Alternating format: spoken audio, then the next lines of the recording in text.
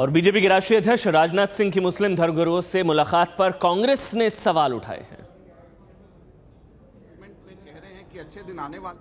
आप सब लोगों के प्रश्नों के उत्तर के लिए हम यहाँ पे। बाबा साहब, आपने आज मीडिया का जिक्र किया और एक या दो दिन पहले आपने ट्वीट किया था कि रजत शर्मा जो है एबीवीपी के हैं और उनके आरएसएस से लिंक है, और आपने ये कहा था कि मोदी ने इसलिए उनको इंटरव्यू दिया। तो मोदी ने आरएसएस वाले को इंटरव्यू दिया, मगर कांग्रेस पार्टी जो है वो अपने उपाध्यक्ष का इंटरव्यू जो है वो भी क्यों ऐसे लोगों को दिलवाती है जिनके ऊपर भी डाउट होता है कि वो जो है राइटिस्ट लोग हैं। कौन जैसे? आपको मालूम है कि 2 या 3 वर्ष ये है नहीं, क्योंकि मुझे राइटिस्ट या लेफ्टिस्ट का मेरे को इस बारे में नहीं है। लेकिन हाँ, आज आपने जिक्र किया, इसलिए मैं सवाल कर रहा हूँ। आमतौर पर मीडिया की बात हम लोग नहीं करते हैं कि आपने जिक्र किया और आपने ये ट्वीट किया था कि रजत शर्मा को मोदी ने इससे इंटरव्यू दिया तो आरएसएस का नहीं, तो आरएसएस वाले ने आरएसएस को दिया, बहुत अच्छा किया। आरएसएस वाले को ही देगा। बट कांग्रेस के वाइस प्रेसिडेंट हैं, उनका पहला इंटरव्यू जो आपने करवाया है इलेक्ट्रॉनिक मीडिया के ऊपर, वो आपने किसको करवाया और उसके बारे में आपको क्या कहना है? तो आपका मतलब ये है कि कांग्रेस को भी किसी कांग्रेस वाले से करवाना चाहिए? आपने कहा ये। मैं आपको इतना मैं एक तो क्लियर कर दूं कि जो मैंने ट्वीट किया था, मैंने ट्वीट ये नहीं किया कि इसलिए इंटरव्यू दिया गया। मैंने ट्वीट केवल ये किया है कि रजत शर्मा एबीवीपी के, जब मैं दिल्ली विश्वविद्यालय छात्र संघ का अध्यक्ष था, उसके 10 वर्ष पहले रजत शर्मा एबीवीपी के सदस्य थे जो आरएसएस से संबंधित है। ऐसा लगता है कि अभी भी वो वही है। ये मैंने इतना ही कहा था। मतलब अब कुछ भी है, मैंने सिर्फ इतना ट्वीट किया था, ये मैं क्लैरिफाई कर दूं। जहां तक कि राहुल जी के इंटरव्यू की बात है, मैं आपको स्पष्ट करना चाहता हूं कि हम लोगों ने कभी भी इस बात को नहीं अपने मन में रखा कि किस आदमी की लीनेज किसके साथ है और किसकी नहीं है।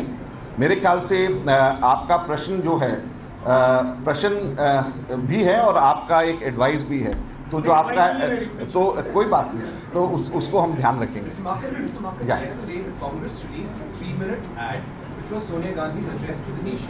What was the reasoning behind releasing this advertisement at this point in the middle of elections, especially when the BJP is saying this ad only shows that Sonia Gandhi has taken center stage because Rahul's leadership has not worked?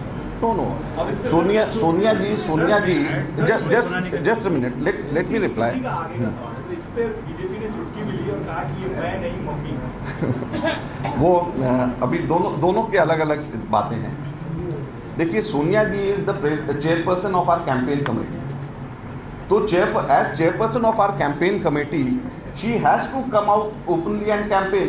और उन्होंने campaign सिर्फ सोनिया जी ने यहाँ पर नहीं, पूरे देश भर में जाकर के कैंपेन करनी है। और सोनिया जी जो है हमारे कैंपेन कमेटी की चेयरमैन है। तो as chairperson of campaign committee उनका तो अगर वो नहीं बोलते तो प्रश्न पूछते कि चेयरपर्सन है कैंपेन कमेटी की, उन्होंने क्यों नहीं किया। अब उन्होंने किया है तो फिर आप उसका टाइमिंग की बात कर रहे हैं। तो इलेक्शन के बीच में as chairperson of campaign committee तो कभी भी कर सकते हैं आप।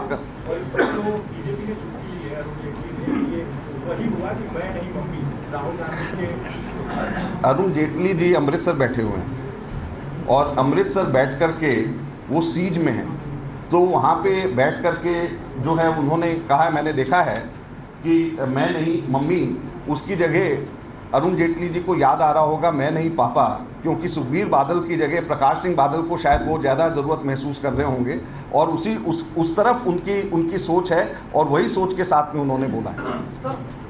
Mr. Rahul Gandhi yesterday described Gujarat as a toffee model. Will you like to add anything to it? And second thing, BJP reacting to this has said that Rahul has crossed the age of toffees and balloons, so he should move forward. How will you react to this? देखिए, राहुल जी ने जो model Gujarat development का बोला है, toffee model मेरे ख्याल से बिल्कुल उपयुक्त गुजरात के डेवलपमेंट मॉडल के ऊपर है, जहां पर 1 रुपये वर्ग स्क्वायर मीटर जमीन दी जाती है जो टॉफी का रेट है, तो उससे अच्छा तो और कोई उपयुक्त डिस्क्रिप्शन नहीं हो सकता है। और हर प्रकार के इकोनॉमिक इंडिकेटर्स में गुजरात पिछड़ रहा है। अगर जो है डेवलपमेंट के माध्यम में अगर हम देखें तो पॉवर्टी रिडक्शन के अगर हम देखें, विमेन की अगर हम देखें, मार्जिनलाइज सेक्शंस की हम बात करें, तो हर जगह के ऊपर, चाहे हम हेल्थ इंडिकेटर्स देख लें, चाहे हम लोग एजुकेशन के इंडिकेटर्स देख लें, सारे के सारे इंडिकेटर्स में गुजरात लगातार पिछड़ता चला जा रहा है। तो टॉफी ना केवल 1 रुपए को इंगित करती है, बल्कि टॉफी इस चीज को भी इंगित करती है कि सिवाय टॉफी के और कुछ भी नहीं है, डेवलपमेंट कहीं पर भी नहीं है। Coal Secretary Bharat, he has blamed Manmohan Singh and saying that Manmohan Singh could have averted coal scam if he had been assertive. And he has also described the Prime Minister's defense of the entire coal policy on the floor of Parliament as completely hollow and unconvincing. First of all, this timing of writing books is something which perplexes all of us, because this time a retired civil servant, I think he is 68 years old, so after 8 years of retirement, and that too when CBI has already nabbed him, he has come out with a book. This is unfortunate, and I think we would just like to say that this timing of such a book puts a big question mark. And such bureaucrats who didn't say anything when they were as secretary, they were serving the country, when they had just left, now just in the midst of election they have come out with a book. It is unfortunate, and I think it's just because of the CBI getting closer to them and to